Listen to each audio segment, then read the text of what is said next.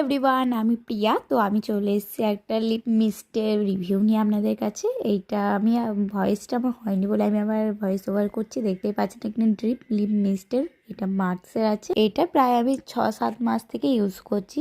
হ্যাঁ, এখনও কিন্তু আমার এটা শেষ হয়নি।